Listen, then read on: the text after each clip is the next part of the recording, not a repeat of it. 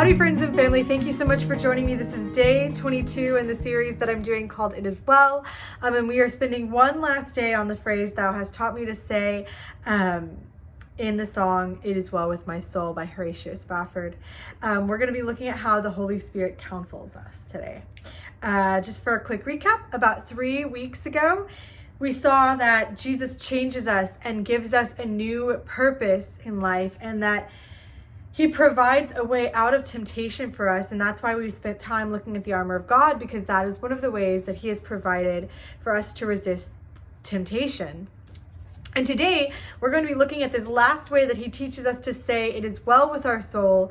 And that is that He sends the Holy Spirit to counsel us. Now, after Jesus forgives us, makes us clean, makes us righteous, we receive that forgiveness, we have that hope in the future. Thankfully, this is not a situation where He just abandons us. It's not a situation where God changes us, He teaches us, gives us some pointers and some armor, points us in the right direction, and then says, go have some fun. See you in heaven. No, He actually stays right there with us. We're going to use the analogy of having to cross a river.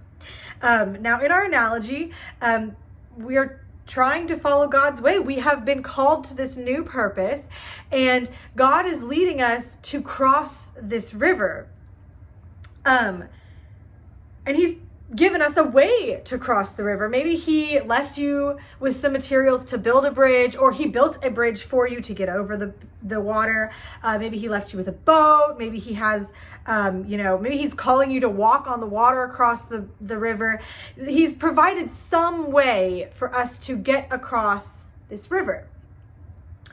Well, we might be tempted to stay on our side of the shore, or to try and swim across, try and make our own way across the river. But whatever we try to do, if it's our way and not God's way, it's probably not going to work the same. If we try to swim across, the current's going to sweep us away. Obviously, if we don't ever try to cross the river, then we're never going to get across it. But God doesn't leave us alone to try and figure out this whole crossing the river. No, He stays right there with us. He helps us build that bridge. He helps us row the boat, or He walks with us across the water, however He calls us to get across that river. Now, the river is whatever challenge we're trying to overcome, whether that's a temptation or something hard we're being called to do. Whatever we're facing, Jesus doesn't just leave us alone to try and get through it on our own. He doesn't just let you try to cross the river without help. He sends the Holy Spirit to be with us, to help us overcome those challenges. John 14:26 says, "But the Helper, the Holy Spirit, whom the Father will send in my name, will teach you all things and bring to your remembrance all that I have said to you." So this word here for helper is parakletos, and it is the Holy Spirit destined to take the place of Christ with the apostles, to lead them to a deeper knowledge of gospel truth, and to give them the divine strength needed to enable them to undergo trials and persecutions on behalf of the divine kingdom. So the Holy Spirit, this helper, is being sent to remind us of God's path, to show us God's path, give us a deeper understanding of God's path, and then to give us the strength to actually do it. So in our river analogy, maybe we have the materials to build a bridge, but it's just this rickety old bridge. It's not going to be great. Maybe it's a couple planks of wood, or maybe we have a boat to get across with, and it's a very dingy old boat full of holes that you're sure as soon as you set foot on it, it's going to sink. Well, the Holy Spirit is there to remind us that even when it seems hard, that's still where God is calling you.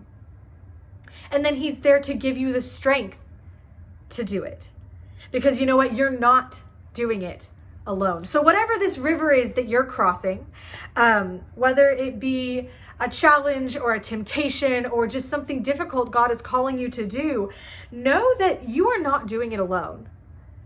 So in the case of our song, our river that we have to cross is being able to say it is well with our soul, even when it doesn't feel like it is well. And the Holy Spirit will be with us every single step of the way, reminding us that it is well with our soul, reminding us of that truth, and then giving us the strength to declare that it is well with our soul, even when it doesn't feel like it is. If you are memorizing Ephesians 6:14 through 17, this is the last day we're going to be working on that. So thank you so much for joining me, and I will see you guys next time.